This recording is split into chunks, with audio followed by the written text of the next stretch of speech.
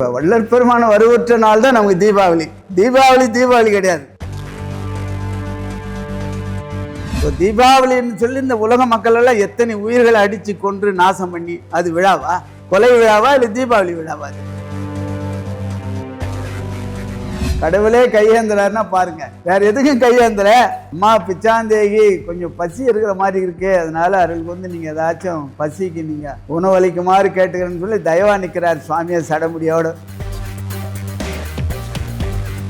நயன தீட்சை செய்கிறார், கண்ணால பார்க்கிறார், கண்ணால பார்த்து விபூதி கொடுக்கிறார் சுவாமி. விபூதி நீ கொஞ்சம் அணிஞ்சுக்குமா, உங்க துணையவர்கிட்ட கொஞ்சம் அணிவிச்சு அவருக்கும் கொஞ்சம் வாயில போட்டு இந்த அற்புதத்தை நீங்க செய்யுங்க என்று சொல்லிட்டு அப்படி ஒரு செகண்ட் அப்படி கால் எடுத்து வைக்கிறாரு. அம்மா பாக்குறாங்க, திடீர்னு காணும் பெருமான்.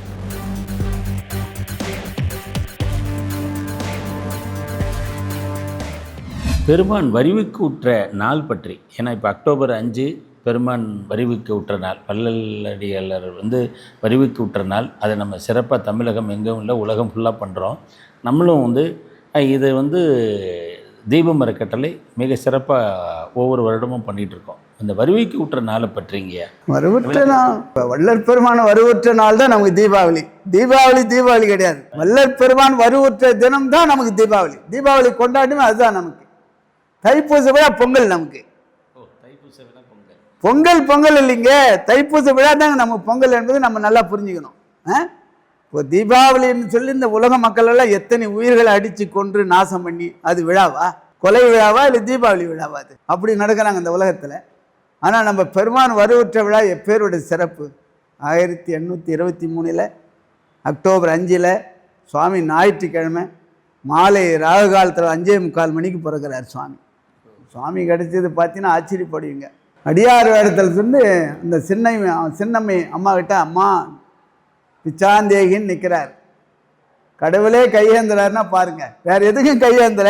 அம்மா பிச்சாந்தேகி கொஞ்சம் பசி இருக்கிற மாதிரி இருக்கு, அதனால அவர்களுக்கு நீங்க ஏதாச்சும் பசிக்கு நீங்க உணவளிக்குமாறு கேட்டுக்கிறேன்னு சொல்லி தயவா நிற்கிறார் சுவாமியை சடமுடியோடு.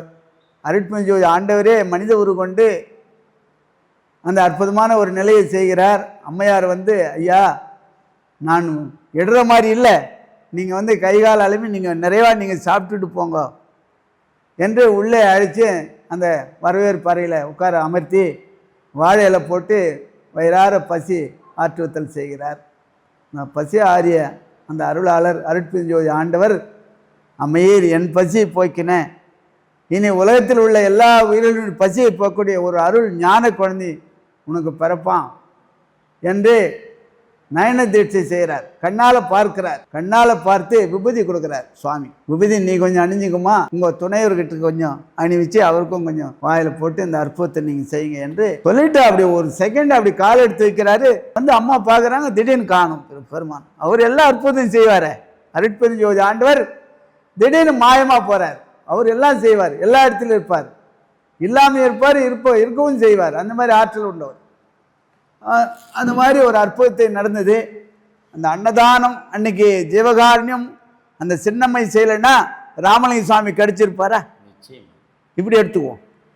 ஜீவகாருண்யத்தால கடவுளே நமக்கு கிடைக்கிறாரு, கடவுளே கையேந்தி வாங்குறாருன்னா அதோட ஒரு சிறப்பு செயல் இந்த உலகத்தில் எது சார் இருக்க முடியும்?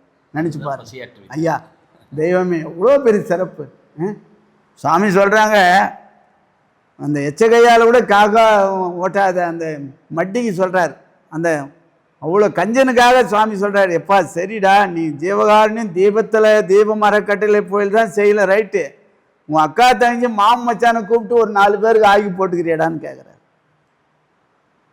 நம்ம வீட்டுக்கு எத்தனை உறவினர்கள் வந்துட்டாங்க நோட் பண்ணி பார்த்துக்கிறீங்களா? நீங்கள் டைரியில் எழுதி வச்சுருக்கிறீங்களா?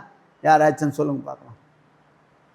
நாம் உண்டு, மனைவி மக்கள் உண்டு, நம்ம ஒரு வட்டத்தை வாழ்கிற மொழியை நம்ம அக்கா தங்கச்சி மாமன் மச்சான், நம்ம பெரிய பிள்ளை அக்கா பிள்ளை அண்ணன் பிள்ளை, நம்ம ஊருக்காரரு, சரி சென்னை வாசிகள் நண்பர்கள், இவர்கள் எல்லாம் யார் யார் எந்த தேதியில் வந்துக்கிறாங்கன்னு ஒரு நோட் எடுத்து பண்ணுங்களேன் பார்க்கலாம். எதனா தேர்தா பார்க்கலாம். ஒன்றையும் காணுமே என்னாக்கா அப்போ என்ன வாழ்க்கை வாழ்கிறோம், நாம என்ன ஜீவகாரணம் செய்கிறோம்? அடுத்தவங்களுக்கு செய்கிறது தான் மனம் வரலையா? உன் சொந்தக்காரன் செய்கிறது என்னையா உனக்குன்னு கேட்குறாரு சுவாமி. ஒரு வட்டத்தில் நீ அது எல்கேஜி யூகேஜின்றார் சுவாமி. அதில் பாஸ் பண்ண தானே அடுத்த கிளாஸுக்கு போக முடியும். என்ன அழகுங்க இதாங்க நம்ம பெருமான மாதிரி. தெய்வமே எவ்வளோ அற்புதம். அதை செய்திருக்கலாம் சொன்ன மாதிரி. அதில் எவ்வளோ அஜாக்கிரதையாக இருக்கிறோம் நம்ம. என் கூட வந்து தங்கிச்சு நான் கூப்பிட்டு சாப்பாடு போடக்கூடாது ஒரு 2 நாளைக்கு? 6 மாதத்துக்கு ஒரு வாட்டி கூப்பிடக்கூடாதா? கூப்பிடலையே. வஞ்ச நெஞ்சினால் பஞ்சன பறந்தேன் பாவி நான். வஞ்ச நெஞ்சன் தானே என்பதை அறிந்து அந்த ஜீவகாரணியும் ஒரு உறவினருக்கு கொடுத்து அதுக்கு மேலே ஏறி வாடான்றார். அந்த தெருகாரு கொடுத்து மேலே ஏறிவான். இன்றைக்கு பார்த்தீங்கன்னா என்ன வளர்ச்சி! தீபம் அறக்கட்டளை பார்த்தீங்கன்னா என்ன அமிர்தம் படைக்கிறாங்க, என்ன அற்புதம் இது! இது எப்படி முடியும்? தீபம் அறக்கட்டளை என்பது யாது என்று நாம் சிந்திப்போமானால் அது ஆண்டவன் நடத்தக்கூடியது என்று தான் நான் சொல்லுவேன். அது வள்ளல் பெருமானே முன்னென்று நானே முன்னென்று நடத்துகின்றேன் என்பதை தான் இங்கே இந்த செயல்பாட்டிலே நான் பார்க்கிறேன், உணர்கிறேன், நான் மகிழ்கிறேன், நான் வாழ்த்துகின்றேன். அருட்பெருஞ்சோதி தனிப்பெருங்கருணை. அருட்பெருஞ்சோதி ஆண்டவர் அந்த உணவு அளிக்கிறதுனால தான் பெருமான் வந்தாருன்னு சொன்னீங்க. ஆமாம், பெருமான் தர்மசாலை ஓப்பன் பண்ணார்ல, ஆமாம், அது பற்றி? ஆமாம், பெருமான் தர்மசாலை தான் ரொம்ப முக்கியம் என்பது தான் அங்கே திறக்கிறார். தர்மசாலையிலேயே சன்மார்க்கமே இல்லை. சன்மார்க்கம் இப்போ இது மட்டும்தானா? இப்போ தர்மசாலை என்பது நான் வங்கியில பணம் போட்டு கொண்டு போய் போட்டு சேவிங்ஸ் பண்ணுறது. தவம் ஞான சபை என்பது எவ்வளவு சேர்ந்துருக்குது என்பதை பார்ப்பது. எளிமையாக எடுத்துங்க. அக்கௌண்டபிலிட்டி. இப்போ போடாமல் இங்கே எவ்வளோ இருக்குது பாஸ்புக் பரட்டினா என்ன இருக்குமோ? என்ட்ரி ஆகிருக்காது. போட்டால் தானே என்ட்ரி ஆகும். அதனால் இங்கே எவ்வளோ சேமிப்பாகிறது அருளில் என்பதை பார்ப்பது தான் ஞான சபை. முதல்ல தர்மசாலை. இப்போ ஞான சபைக்கு போக வேண்டிய வேலை கூட இல்லை, பாஸ்புக்கு பரட்ட வேண்டிய வேலை கூட இல்லைன்னு சொல்கிறார் சுவாமி ஒரு இடத்துல. நீ கண்ணை மூடின்னு போடியா, கண்ணை மூடின்னு போட்டணும். அவன் என்ட்ரி பண்ணுறது அவன் வேலை, போட்டுன்னு சேர்ந்துக்கினே வரும். எல்லாம் நான் பார்த்துக்கிறேன், நீ ஒன்றும் கவலைப்படாது எவ்வளோ இருக்குது என்பதை சுவாமி சொல்கிறார் அகவல்ல. அறிவியவெல்லாம் அறிவித்து எண்ணுள்ளே பிரிவர விளங்கும் பெரும்பதி துணையே, கேட்பவையெல்லாம் கேட்டுவித்து எண்ணுள்ளே வேட்கையின் விளங்கும் விமல சர்க்குருவே, காண்பவையெல்லாம் காட்டுவித்து எனக்கு மாண்பதுமலைக்கும் வழங்கு சர்க்குருவே என்று சொல்கிறார். நீ கண்ணை மூடின்னு நீ போட்டுன்னு வந்துட்டீங்கன்னா நான் பார்த்துக்கிறேன், உனக்கு எதை எப்போ செய்யணும், எப்படி செய்யணும், எங்கே இட்டு போகணும், அடுத்து எந்த ஸ்டேஜுக்கு அடுத்து எங்கே கொண்டு போகணும் என்பது நான் பார்த்துக்கிறேன்றார். ஆனால் தவம் என்பது நம்ம அக்கௌண்ட்டில் எவ்வளோ பணம் அருள் எவ்வளோ இருக்குது என்பதை பார்ப்பது, அருளை பெறுவதற்கு தர்மம் செய்வது. இதுதான் ஐயா அற்புதம். அப்போது ஐயாவுடைய உருவ வழிபாடுக்கும் அருவ வழிபாட்டுக்கும் வித்தியாசம் என்னங்க? உருவ வழிபாடு கட்டாயம் வேண்டும் என்று தான் வள்ளல் பெருமானுடைய கருத்து. பார்த்தீங்கன்னா உருவ வழிபாடு அதிகமாக இருந்தது. இப்போது அருவ வழிபாடு, அதாவது நம்மளுடைய ஜோதி வழிபாடு, இதுக்குள்ள வித்தியாசம், அதை எதை மக்கள் ஒழுகணும் அப்படிங்கிறது. ஆமாம், அந்த காலத்தில் அப்படி இந்த அன்பர்கள் எல்லாம் ஜாதியிலே மதங்களிலே சமய நெறிகளிலே இருந்த தலைவர்கள் எல்லாம் அப்படி ஏற்படுத்தியிருக்காங்க. இந்த உருவ வழிபாட்டுகளை கொண்டு உருவ வழிபாடு சிறப்பு தான், அதிலே ஊன்றி நிற்கும். அதுக்கு மேலே அருவமும் உருவமாகி அனாதையாய் பலவாய் ஒன்றாய் பிரம்மமாய் நின்ற ஜோதியன் பிழம்புதோர் மேனியாக கருணைகூர் முகங்கள் ஆறும் கரங்கள் 12 கொண்டு ஒரு திரு முருகன் வந்தான் உய்த்தனன் உலகம் உய்ய என்பது போல. இப்போ தவம் செய்ய வேண்டும் என்றால் ஒரு பொருளை கொண்டு தான் இதை பார்த்தனா இது இந்த பொருளாகவே நான் தவம் செய்தேன்னா இறைவன் இதுவாகவே எனக்கு காட்சி தருவான். இதை பார்த்ததுனால்தான் இதை நான் என்னுடைய மனத்திரைக்கு கொண்டு வரேன். இதை பார்க்கணுன்னா எப்படி நான் கொண்டு வர முடியும்? இப்போ உருவமே வாண்டான்ற அன்பர்களுக்கு இப்போ ஜோதி மட்டும் உருவம் இல்லாதது என்னது? உருவம் தான் அது, ஜோதி உருவம் தாங்கய்யா. நீ அருவங்கிறவன் தான் அதெல்லாம் உருவம் கண்ணில் பொருள் தெரியுதா? உருவம் தான்.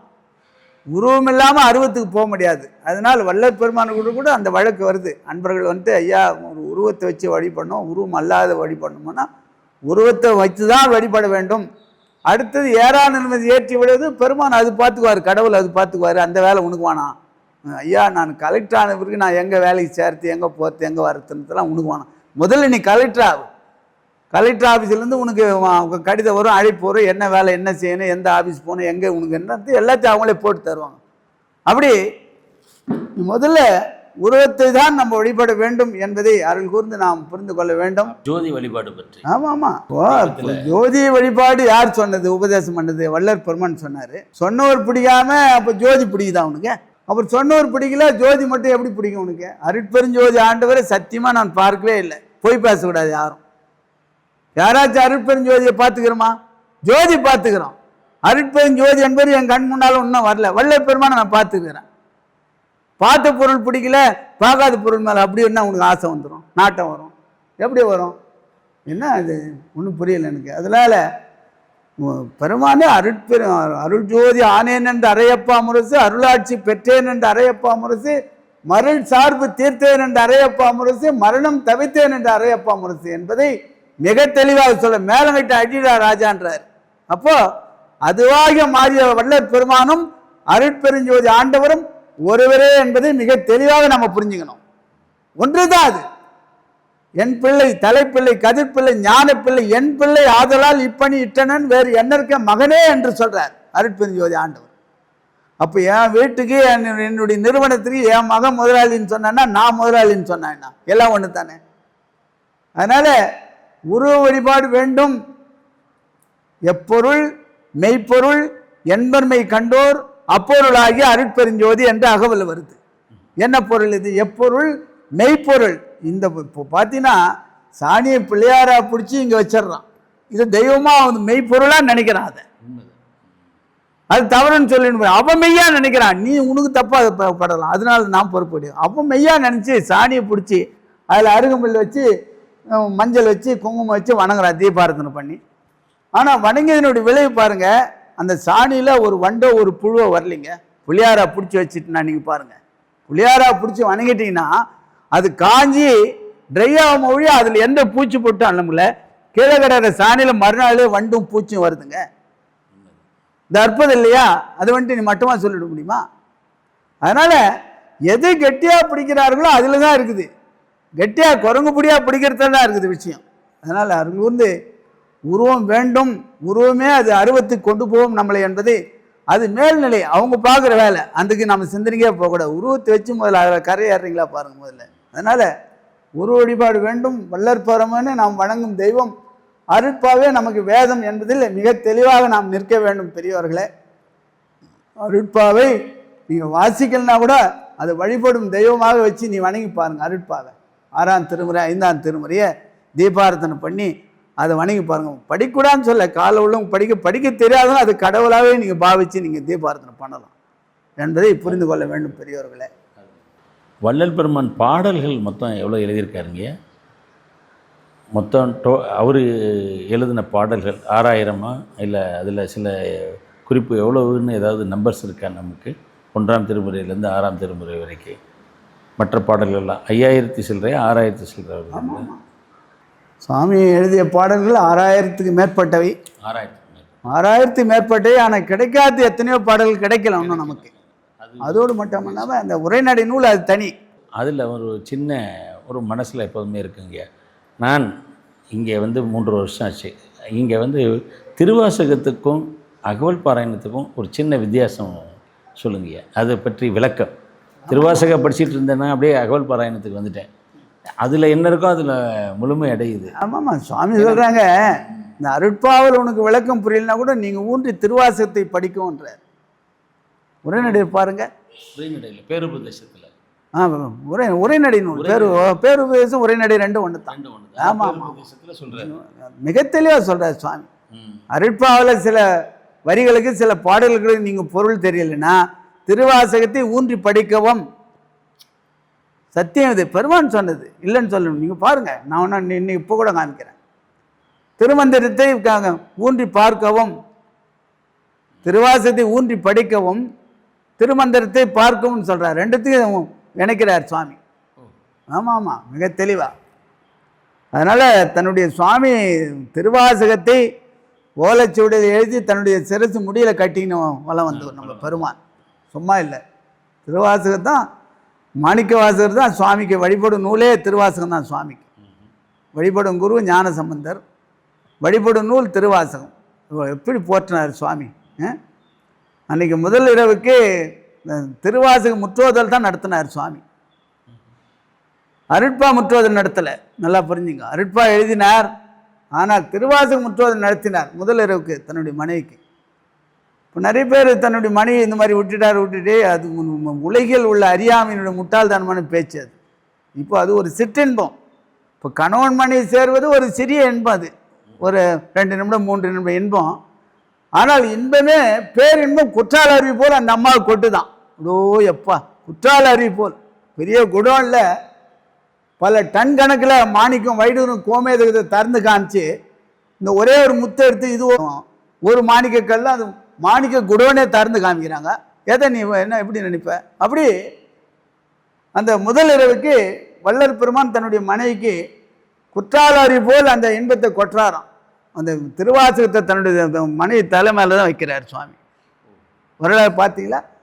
திருவாசக நூலை தன்னுடைய மனைவியுடைய சிரசு மேலே வச்சு அந்த தீட்சை செய்கிறார், உபதேசம் பண்ணுறார் சுவாமி.